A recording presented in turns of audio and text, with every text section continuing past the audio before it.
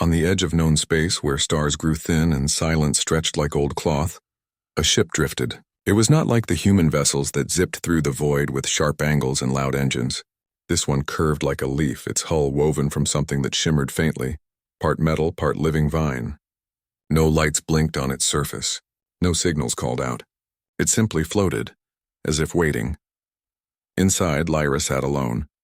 Her skin was pale as moonstone, her hair long and silver, falling over shoulders wrapped in a cloak that seemed to drink the dim light. Her eyes, deep and still, held colors no human had ever seen, swirls of violet, flecks of gold, shifting like distant nebulae. She was not human. She was Scifi, one of the last.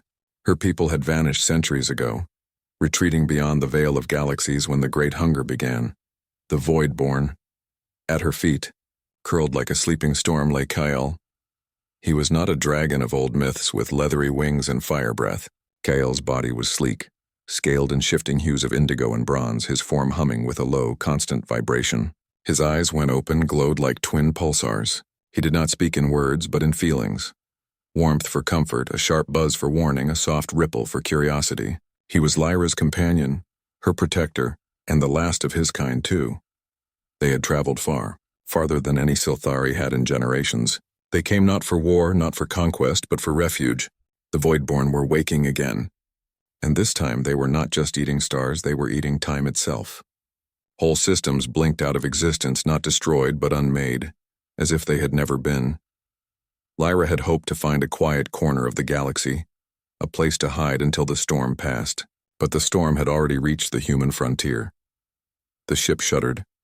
Kale lifted his head, a low thrum rising in his chest. Lyra placed a hand on his neck. She felt it too. The pull of gravity, the buzz of human tech, the sharp tang of fear in the ether. They were being drawn toward a small outpost orbiting a dead moon. Series 9, the humans called it. A listening post, a fuel depot, a place of last resort. "They do not know we are coming," Lyra whispered, though no one heard but Kale. He flicked his tail, sending a ripple of agreement through the floor. He did not trust humans. Their minds were loud, their actions sudden, but Lyra had studied them from afar. She had watched their broadcasts, music, arguments, laughter, war. They were chaotic, yes, but they also built. They dreamed. They loved in messy, bright ways that reminded her of the old Scifi songs. The ship groaned as it entered the outpost's weak gravity field. Alarms blared, not from their vessel, but from Series 9. Human voices crackled over open channels, panicked, shouting about an unknown contact. "Identify yourself." A voice demanded. Lyra did not answer. Their ship had no comms in the human sense. It spoke through resonance, through light. She guided it down with thought and breath, aiming for the least populated landing pad. But the Void-born were closer than she knew. A ripple passed through space. Not a wave, but an absence. The stars behind them dimmed. The ship's vines withered for a heartbeat. Kale roared, a sound like cracking space-time, and flared his wings. The landing went wrong. Metal screamed. Fire bloomed. The ship tore through the outer hull of Series 9, skidding across a maintenance bay before crashing into a sealed medbay wall. Smoke curled from the wreckage. Emergency lights flashed red. Inside, Lyra coughed, blood on her lip. Kale lay stunned, one wing bent at a wrong angle. She crawled to him, pressing her palm to his side. His heartbeat was fast, uneven. He was hurt. The medbay door hissed open. A human woman stood there, wide-eyed, wearing a stained white coat. Her dark hair was tied back, her hands already pulling out a medkit. She didn't scream, didn't run. She just stared, at Lyra, at the dragon, at the impossible ship half buried in her wall. "You're bleeding," the woman said, voice steady despite the tremor in her hands. Lyra tried to speak, but her throat burned. The air here was thin, sharp with chemicals. She needed clean oxygen, Scifi herbs, time. But time was the one thing they didn't have. The woman stepped forward. "I'm Maya. I'm a medic. Let me help." Lyra shook her head. Human medicine would not work on her. Their biology was too different. But Kale needed care. And the Void-born, they would follow the trail of broken time. As if on cue, the lights flickered. The air grew cold. Outside the broken window, the stars winked out one by one. "Something's wrong," Maya whispered. Lyra knew. The Void-born were here. She pushed herself up, swaying. She reached into the folds of her cloak and pulled out a small crystal, pale blue, pulsing softly. It was a life seed, the last of her people's healing tools. But it needed a bond to activate, a willing connection, a promise. She looked at Maya. The human met her gaze without flinching. "You must trust me," Lyra said, her voice rough but clear. Maya nodded once. Lyra stepped close. She cupped Maya's face in her hands, cool skin, warm breath, and then, without thinking, driven by instinct older than words, she kissed her. It was not a kiss of love, not of desire. It was a vow, in Scifi tradition. A kiss sealed a promise between souls. One kiss meant you would stand together, protect each other, share fate. The moment their lips touched, the crystal flared. Light filled the room. Soft, golden, humming. Kale stirred, his wings straightening. Lyra's wounds closed. Maya gasped as warmth spread through her, as if she'd swallowed sunlight. But something else happened too. Deep in Lyra's mind, a chord rang out. Not one note, but 7. She felt it like a pluck on a string tied to her soul. Maya was the first, but there were 6 others. Sisters. Scattered across the stars, bound now by the same kiss, the same promise. Lyra pulled back, eyes wide. "What did you do?" Maya asked, breathless. "I bound us," Lyra whispered, "by our old tradition. One kiss means a promise, to all 7 sisters." Before Maya could ask what that meant, the wall exploded, not from fire or missile, but from nothing. A hole opened in reality itself, edges fraying like burnt paper. From it crawled a shape that had no name. It was shadow and silence, a tear in the world. "The Voidborn!" Kale roared, leaping between the creature and the women. His scales blazed with light. He breathed not fire but pure resonance, a frequency that made the Voidborn recoil. "Run," Lyra shouted, but Maya didn't move. She grabbed a nearby plasma torch, eyes locked on the monster. "Not without you." In that moment, Lyra saw it, the spark that made humans dangerous to the Voidborn. Not their weapons, not their ships, their refusal to abandon each other. Together they fought. Maya's torch cut through the air, disrupting the Voidborn's form. Lyra sang, a low, ancient note that made the very air vibrate. Kale struck again and again, his body a shield of living starlight. Slowly the Voidborn unraveled, pulled back into the tear it came from, the hole sealed with a sound like a sigh. Silence returned. Breathing hard, Lyra leaned against the wall. Kale collapsed beside her, exhausted but alive. Maya dropped the torch, hands shaking. 7 sisters? She asked finally. Lyra nodded. The kiss. It was not just for you. It reached them. All of them. They are bound now, as you are. Who are they? I do not know their names, but I feel them. One on Mars, one near Titan, others farther.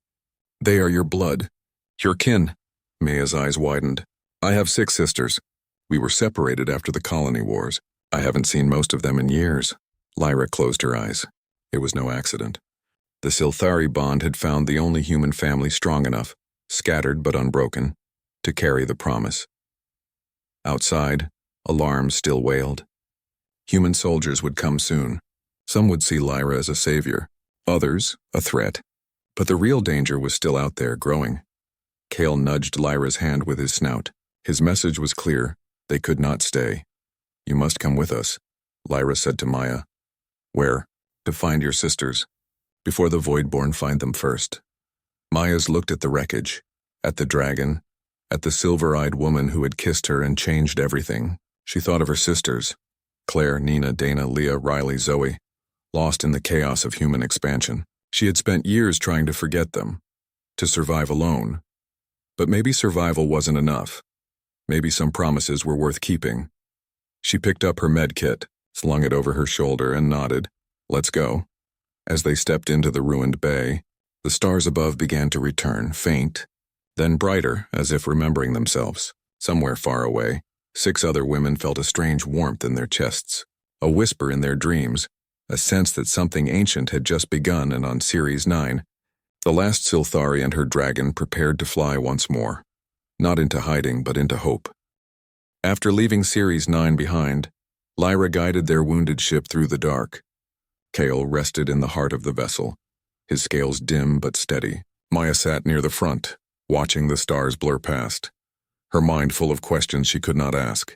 The kiss still burned on her lips, Not with heat, but with a strange pull like a thread tied to her chest stretching across space.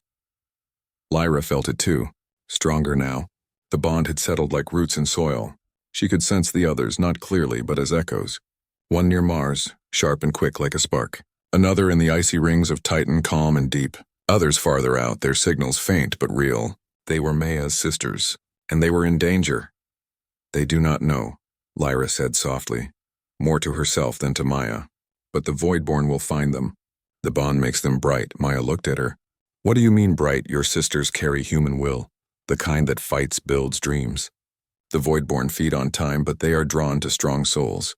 Your family, your bloodline. It shines. Maya swallowed. She had not thought of her sisters in years. After their parents died in the Europa uprising, the 7 girls were split up by relief corps. Some went to Mars, some to the Belt, one even to a deep-range science station near Neptune. They wrote letters at first, then messages, then nothing. Life got loud. Survival got hard. Now a kiss from an elf woman had tied them all together again. Their first stop was Mars. Not the red deserts of old, but the undercities beneath the dust storms, layers of metal and glass where humans lived like roots in stone. Claire, the oldest sister, worked in Sector 7, fixing neural rigs for mining bots. She was tough, sharp-tongued, and did not believe in magic. When Lyra's ship landed in a hidden hangar near the geothermal vents, Claire met them with a wrench in one hand and a stun pistol in the other. Maya's, she barked. What the hell are you doing here with... Whatever this is, Maya stepped forward. Claire, this is Lyra. And that's Kale. They're not enemies. Claire eyed the dragon, who lay low but alert, his eyes glowing faintly. Looks like a weapon to me. He's a friend, Lyra said. Claire snorted. Right. And I'm the Queen of Venus. But then she saw the mark. On Maya's wrist, where the life-seed light had touched her, a soft silver spiral now glowed under her skin. Claire froze. She pulled up her own sleeve, and there it was. The same mark. Same shape. Same light. Since when? She whispered. Since the kiss, Maya said. Lyra explained the vow. The 7 sisters. The Voidborn. The need to stand together. Claire listened, arms crossed, jaw tight. When Lyra finished, she shook her head. No, I don't buy it. I've spent my life trusting wires and code, not fairy tales. But that night, as they slept in the hangar, the Voidborn came, not as a monster this time, but as a glitch. Lights flickered. Time stuttered. Claire's tools rewound themselves. A cup of coffee unspilled. Then the walls began to fade as if reality was being erased. Kale rose with a growl. Lyra sang, her voice weaving a shield of sound. Maya grabbed Claire's hand. Believe now, Maya shouted.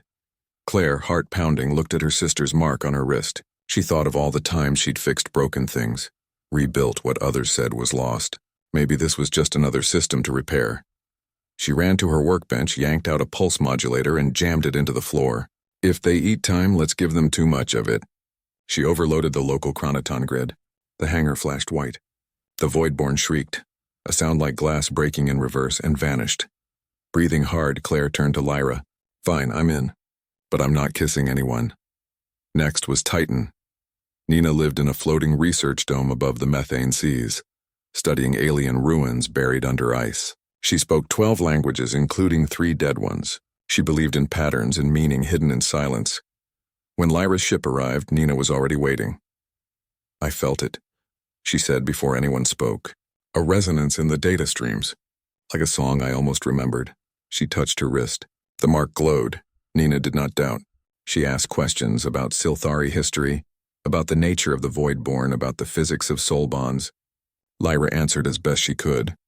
Kyle hummed in agreement when Nina suggested the Voidborn were not evil but empty, hungry because they had no time of their own. They are echoes of a broken universe, Nina said. And we are the notes that can heal the silence. She joined them without hesitation. From Titan, they flew toward the Kuiper Belt, where Dana led a rebel cell fighting corporate control. Dana was all fire and motion, a pilot who flew like she was dancing with death. Finding her was hard. She moved fast, changed ships, used fake names. But the bond led them true. They caught her during a raid on a supply freighter. Dana's fighter was small, fast, painted with a wolf's head. When she saw Lyra's ship, she nearly shot it down. Who the hell are you? She yelled over comms. Your sister. Maya replied. Dana's ship went silent for a long moment. Then, "Prove it." Maya held up her wrist to the view screen. Dana's own mark flared in response. Dana's voice cracked. "May, is that you they met in the cargo bay?" Dana hugged Maya so hard she lifted her off the ground. Then she turned to Lyra, eyes narrowed. "So you kissed my sister and now we're all stuck together." "Not stuck," Lyra said. "Chosen," Dana smirked. "Well, I've been choosing trouble my whole life." Why stop now? She brought her whole crew. 10 rebels, 2 engineers, and a dog named Spark. They would help guard the others. Next was Europa. Leah lived in a biodome on the icy moon, growing forests under glass. She was quiet, gentle, but strong in her own way. She spoke to plants like they were people, and they grew faster for it. When the ship landed, Leah was waiting in the snow, wrapped in a green coat, barefoot. "I knew you'd come," she said. She had felt the bond as a change in her trees, the leaves turning silver overnight. The roots humming, she showed them her garden. In the center stood a young sapling, its bark marked with the same spiral. "It grew the moment you kissed Maya," Leah said. "It's part of us now." She packed seeds, soil, and a small drone that sang to roots. "Wherever we go, we'll grow something new." The 5th sister was Riley. She was lost, not by choice but by accident. A deep space navigator. She had been charting a route near a black hole called Maw 9 when her ship's core failed. She sent a last message before falling into the event horizon's edge. "I see colors no one should see." But she was not gone. The bond pulled Lyra toward the black hole. Kale resisted at first. Black holes were dangerous even for him, but Lyra insisted. They found Riley's ship orbiting just outside the point of no return, caught in a time eddy. Inside, Riley was alive, but time moved slower for her. Hours for her were days outside. When they pulled her out, she blinked at them like she'd just woken. "You came," she said, voice thin. "I dreamed of you." 7 lights in the dark. Her mark was the brightest yet, pulsing like a heartbeat. She brought star charts no one had seen, maps drawn in light and fear. "The Voidborn are gathering near the galactic core," she whispered. "They're building a tear big enough to swallow everything." Last was Zoe, the youngest, only 12. She lived on a quiet station near Pluto, raised by an old astronomer after the war. Zoe did not speak much, but she heard things others could not, whispers in the static, voices in the dark. When Lyra's ship approached, Zoe was standing on the observation deck, staring into the void. "They're calling my name," she said when they found her. Her mark covered her whole forearm, glowing like a constellation. She held out a small recorder. On it, a sound played, a low hum that made Kale shiver. "That's them," Zoe said. "They're scared of us." Lyra knelt. "Why, because we're together now," Zoe said simply. "And together, we're loud." With all 7 sisters gathered, the ship felt different. Fuller. The vines on the walls bloomed with tiny flowers. Kale's hum grew stronger. Even the air tasted sweeter. But danger grew too. Human command had tracked them. They saw Lyra as a threat, an alien with a dragon and 6 human women under her spell. Warships moved to intercept. At the same time, the Voidborn stirred. Their attacks grew bolder. Whole outposts vanished. Time fractures spread like cracks in glass. One night, as the sisters slept, Lyra stood on the bridge, watching the stars. Kale came beside her. "They are not ready," she said. He rumbled softly. "But they are human," she whispered. "And humans surprise even the stars." Maya joined them, wrapping a blanket around her shoulders. "We're scared," she admitted. "But we're here." Lyra looked at her. "The vow is not just mine. It is yours too. All of you. If one falls, all feel it. If one breaks faith, the bond shatters." "Then we won't break," Maya said. In the days that followed, the sisters learned each other again. Claire taught them how to hack comms. Nina showed them how to listen to silence. Dana ran drills in 0G. Leah grew food that healed faster. Riley mapped safe routes through warped space. Zoe warned them of danger before it came, and Lyra taught them the old songs, the ones that bent light, that mended time, that called dragons. Kale watched them all, proud and wary. He knew what came next. The final place, the dead world where the first seal was broken. Elysian Prime, a planet of black stone and silent winds, where the Sylthari once stood against the Voidborn and lost. To rebuild the seal, they would need more than tech, more than magic. They would need unity, true unity, not just shared blood but shared will.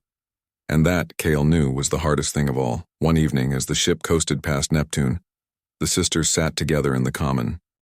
The ship moved through the dark like a whisper. Inside, the 7 sisters sat in silence, each lost in thought, each feeling the weight of what lay ahead. They were heading to Elysian Prime, a dead world where the first Sylthari seal had broken. It was the only place strong enough to hold a new one. But to get there, they had to pass through the Scar Zone, a stretch of space twisted by old battles and time wounds. Kale flew ahead in his true form, wings spread wide, scanning for danger. His scales glowed faintly, reading the ripples in space-time. Lyra stood at the front of the ship, hands resting on the living console, eyes closed, listening to the song of the stars. Maya watched her, then turned to her sisters. Claire was checking weapons, Nina studying old Sylthari texts, Dana running flight sims, Leah tending to her glowing plants, Riley charting their path, and Zoe staring out the window, eyes wide. "She's scared," Zoe said suddenly. "Who?" Maya asked. "The dragon," Zoe whispered. "He knows what he has to do." Lyra opened her eyes. She had heard. She said nothing, but her hands tightened on the console. They entered the Scar Zone. Space here was wrong. Stars blinked in and out, comms filled with static that sounded like voices. The ship groaned as if in pain. Kale sent a warning pulse, danger ahead. Then the Voidborn came, not one, not two, but dozens. They poured from cracks in reality, shadows with too many edges, silence with teeth. They did not attack the ship. They attacked time itself. The lights flickered. The sisters aged 10 years in a breath, then grew young again. Memories blurred. Claire forgot how to speak. Nina saw her childhood home burning. Dana relived a crash that never happened. Leah's plants turned to dust and back to seed. Riley screamed as her star maps melted. Zoe curled into a ball, hands over her ears. Only Lyra and Kale held firm. Lyra sang, her voice weaving a net of sound to hold their moments together. Kale dove into the swarm, his roar tearing holes in the Voidborn's forms. "But there were too many. We have to fight as one," Lyra called. "Not 7, but one will." Maya grabbed her sister's hands. "Remember who we are?" Claire gritted her teeth and fired an energy pulse from the ship's side cannons. Nina chanted a phrase from the Sylthari texts, her voice steady despite the fear. Dana took the controls, weaving through the chaos with wild grace. Leah pressed her palms to the floor and vines shot up, wrapping around the ship like armor. Riley shouted coordinates that bent space just enough to dodge a killing blow. Zoe hummed a single note, the same one Kale used, and the Voidborn flinched. Together they pushed back. The Voidborn retreated, but not before one struck Kale. A tendril of nothingness wrapped around his wing. His light dimmed. He cried out, a sound that made the stars tremble, and fell toward the ship. Lyra caught him with her mind, guiding him inside. They laid him on the main deck. His scales were dull, his breath shallow. A black mark spread from his shoulder, eating his light.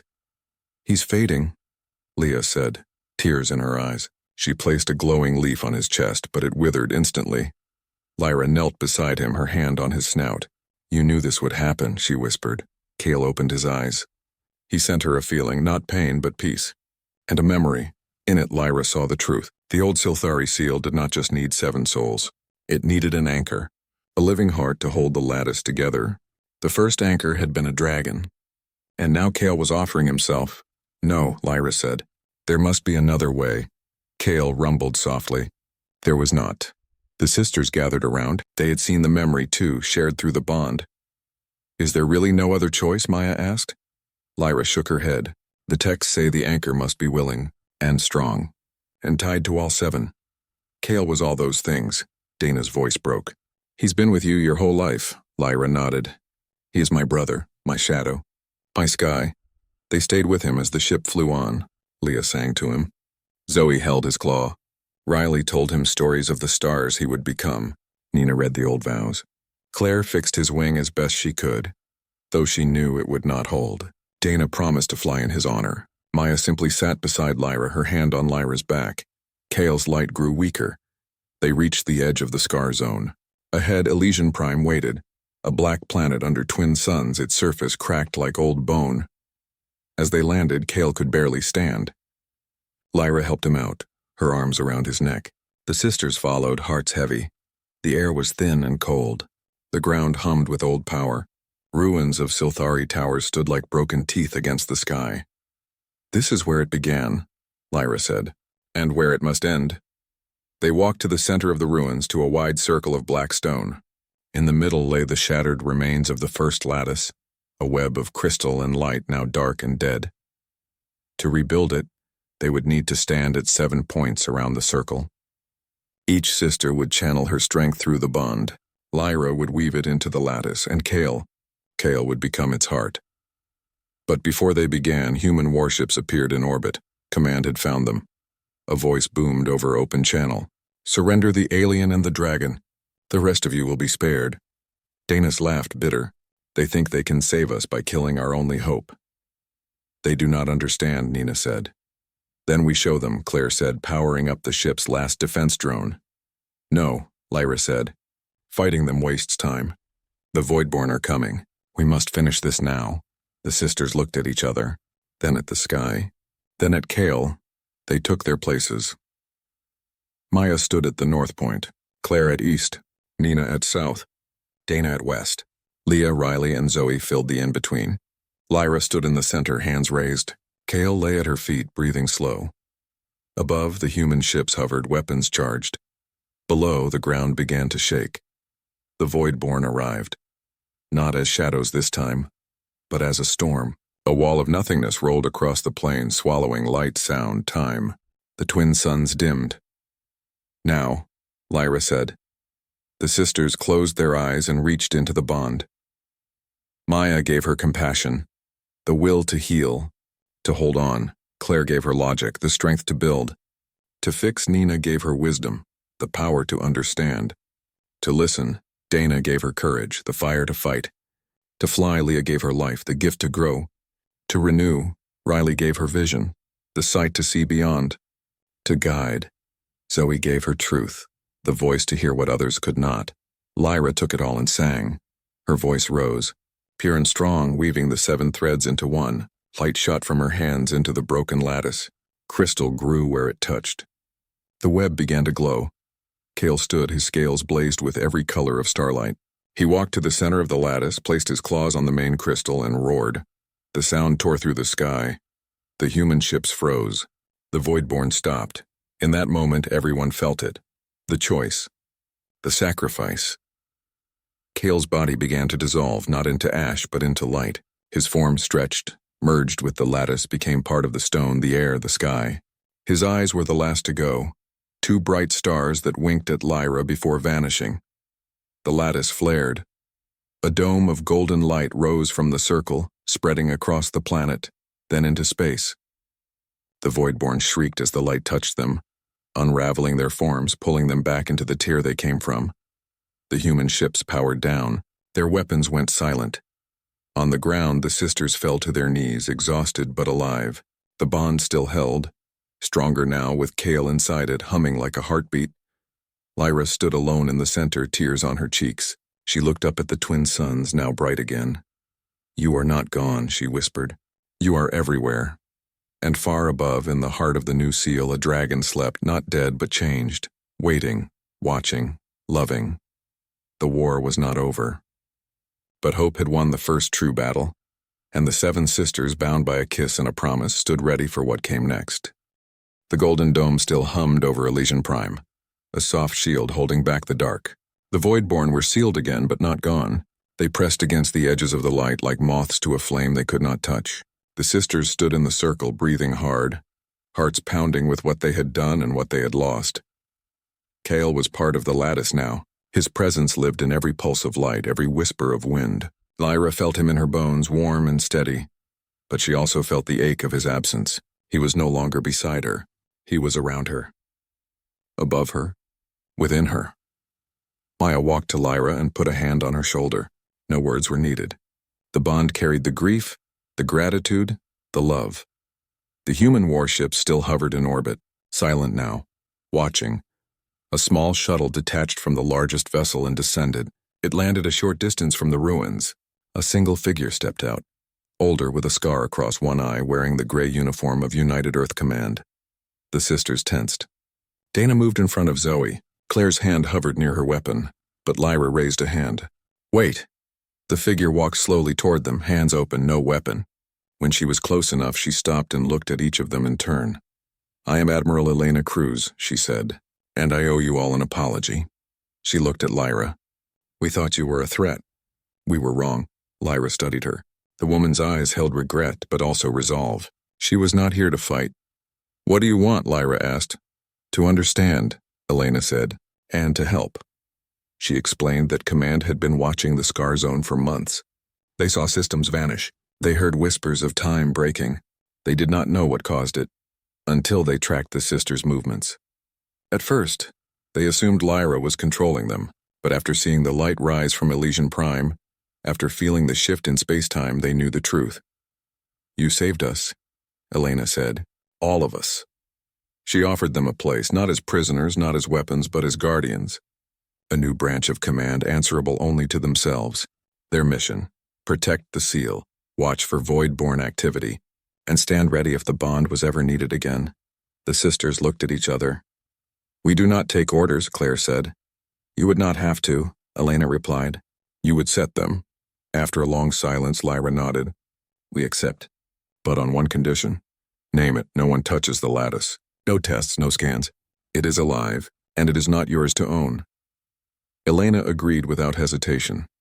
They returned to the ship, the sisters quiet, thoughtful. The journey back to human space felt different, lighter but heavier too. They were no longer just 7 women. They were something more. Back at the main fleet hub near Jupiter, they were given a new vessel, sleek, fast, built with both human tech and Siltheri design. They called it the Vow. Each sister chose her role. Claire became chief engineer, weaving human circuits with Siltheri vines that grew and healed on their own. Nina led research, decoding old alien signals and tracking time anomalies. Dana took the helm, her flying sharper than ever, guided now by Riley's starsight. Leah turned the hydroponics bay into a living garden that fed the crew and calmed their minds. Zoe stayed in the comms room, listening to the static, warning them of danger before it came. Maya ran medical and kept them all grounded, her kindness a steady hand in chaos. And Lyra stood as their guide, their bridge between worlds. But peace did not last. Weeks after the seal was set, Zoe woke screaming. "They are inside," she cried. Not the Voidborn. Something else. At first, no one understood. The seal held. The lattice glowed, but then strange things began to happen. On Mars, Claire's tools moved on their own. On Titan, Nina's data streams showed faces in the code. Dana's ship controls glitched during a routine flight. Leah's plants grew thorns overnight. Riley saw stars that were not on any map. Maya's patients dreamed the same nightmare. A black flower blooming in their chest, and Lyra felt a cold spot in the bond, not broken, but twisted. She called the sisters together. "The Voidborn did not create the tear alone," she said. "Something helped them. Something that knew the old ways." Nina's eyes widened. "The betrayers. Long ago, not all Siltheri wanted to seal the Voidborn. Some believed they could control them, use their power. They were cast out, their names erased, but their knowledge remained. They are human now," Lyra realized, or part human. They have been waiting, watching. And now that the seal is new, they want to break it from within. The cold spot led them to a hidden station near the Ort Cloud, a place built from stolen Siltheri tech and human greed. There they found him. A man with silver eyes like Lyra's, but darkened with age and anger. He called himself Orin. "You think you saved them?" He sneered when they confronted him. "You only delayed the end. The Voidborn are not the enemy. They are the cure. This universe is broken. Let it be unmade." He had been feeding the Voidborn pieces of the old lattice, teaching them how to slip through cracks in the new one. And he had marked the sisters. Not with light, but with shadow. That was the cold spot. "You cannot win," Orin said. "The bond is flawed. Human hearts are weak. They will break it themselves." To prove it, he triggered the marks. Pain shot through the sisters. Not physical, but deeper. Doubt. Fear. Old wounds opened fresh. Claire saw her failures flash before her. Machines she could not fix. People she could not save. Nina heard every language she had ever misunderstood. Every lie she had believed. Dana relived every crash, every loss. Leah watched her forests burn. Riley saw her maps lead to death. Zoe heard the Voidborn's voices louder than ever. And Maya saw her sisters turn away from her one by one. Lyra fell to her knees, the bond fraying. Orin laughed. See, they are already breaking. But then Maya stood. Her voice was quiet but firm. We are not perfect, but we are together. She reached for Claire's hand. Claire, tears in her eyes, took it. Nina joined them. Then Dana, Leah, Riley, Zoe. They formed a circle just like on Elysian Prime. You do not know us, Maya said to Orin. You only see what you want to see. Lyra rose. She looked at her sisters, not as Silthari, not as humans, but as one soul in 7 forms. She began to sing. Not the old Silthari song, but a new one, a human song. One Maya had hummed on Series 9. Claire had whistled it while fixing engines. Nina had set it to alien scales. Dana played it on a battered flute. Leah sang it to her plants. Riley used it as a navigation tone. Zoe heard it in the static. It was messy, off-key, full of mistakes, and it was beautiful. The cold spot vanished. The shadow marks burned away, replaced by brighter light. Orin screamed as the true lattice responded. Golden threads shot from Elysian Prime, wrapping around his station, pulling it into the seal. He did not die. He became part of the warning, a voice in the hum that would remind future seekers of the cost of betrayal. The sisters stood together, breathing hard. They had not just held the bond. They had strengthened it.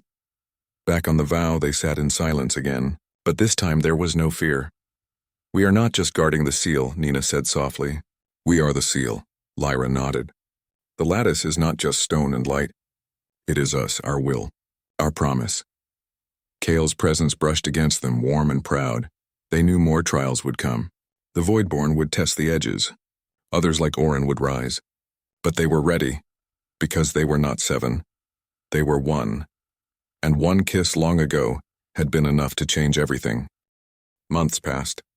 The vow sailed the quiet lanes between stars, a silent guardian in a galaxy that did not yet know it had been saved. The sisters settled into their roles not as soldiers but as keepers of a fragile peace. They visited outposts, listened to whispers in the dark, and mended small tears before they grew. The bond between them deepened, not with grand gestures but with shared meals, quiet jokes, and the comfort of knowing someone always had your back. Lyra changed too. She no longer walked like a ghost from a dead world. She laughed sometimes. She learned to drink human tea, even if it burned her tongue. She watched Maya stitch up a miner's hand with steady fingers, Claire argue with a faulty engine like it was a stubborn friend. Nina hum alien lullabies to sleeping crew. Dana race comets just for fun. Leah grow flowers that bloomed in zero gravity. Riley name new stars after old memories. And Zoe draw pictures of Kale in the stars with her finger. Kale was still with them, not in body, but in presence. His hum lived in the ship's walls, in the wind of open hatches, in the quiet between heartbeats. Sometimes, when the sisters stood together under a strange sky, they would feel a warmth on their shoulders, like a wing brushing past. One evening, near the edge of known space, Admiral Cruz sent a message, not an order but a request. A new colony on the rim world of Helios 4 was hearing voices in their sleep. Crops withered overnight, clocks ran backward. The Voidborn were testing again. The sisters did not hesitate. They arrived at Helios 4 to find a small settlement built into red cliffs, its people tired but stubborn. Children played in the dust, their laughter sharp against the silence of the plains. The colony leader, a woman named Tessa, met them with wary eyes. We don't need saviors, she said. We need answers. Maya stepped forward. We're not here to save you. We're here to stand with you. They set up camp outside the main dome. Leah planted seeds that glowed softly in the dark. Claire checked the colony's power grid for time leaks. Nina listened to the local comms filtering out the static. Dana flew low sweeps over the canyons. Riley mapped the area for weak points in space-time. Zoe sat on a rock, eyes closed, hands pressed to the ground. And Lyra walked alone into the desert. She felt it, the pull of a small tear, hidden in a cave behind a waterfall of dust. The Voidborn were not attacking. They were waiting, watching, learning. She did not sing. She did not fight. She sat. For 3 days she sat in the cave, eyes closed, breathing slow. She let the Voidborn feel her, not as a threat but as a boundary. She showed them the lattice, the bond, the 7 lights that would not break. She showed them Kale's sacrifice, not as loss but as love. On the 3rd night the tear closed, not with a bang, but with a sigh. When she returned, the colony was quiet. The voices had stopped. The clocks ticked forward. Tessa handed her a cup of water. "Thank you," she said simply. No grand speech, no medals, just gratitude. That was enough. Back on the Vow, the sisters gathered in the common room. No mission report. No debrief. Just tea and silence. Maya looked at Lyra. "You didn't fight them." "Sometimes," Lyra said, "standing still is the strongest thing you can do." They knew their work would never end. The Voidborn would always return. The universe was vast and fear was loud, but so was hope. Weeks later, they received a message from Earth. Not from command, but from a school. A group of children had drawn pictures of 7 women and a dragon holding back the dark. They called them the Promise Keepers. Zoe taped the drawings to the wall. One day, while passing near Series 9, Maya asked to land. They walked to the ruined medbay where it all began. The wall was still broken. The scorched floor still held the shape of Kale's wings. Maya knelt and pressed her palm to the ground. "We kept it," she whispered. Lyra stood beside her. "We are still keeping it." As they turned to leave, Maya stopped. She looked at Lyra, really looked at her. The silver hair, the star-filled eyes, the quiet strength. Without a word, she stepped close and kissed her. Not a vow this time, not a promise to 7. Just a human gesture, soft and real. Lyra's eyes widened. Then she smiled. A small, true smile. The bond hummed not with duty but with joy. They returned to the ship. The sisters were waiting. No one asked what happened. They just knew. The Vow lifted off, climbing toward the stars. Claire adjusted the engines. Nina tuned the sensors. Dana set a course for Titan. Leah watered her plants. Riley checked the star charts. Zoe curled up in her favorite,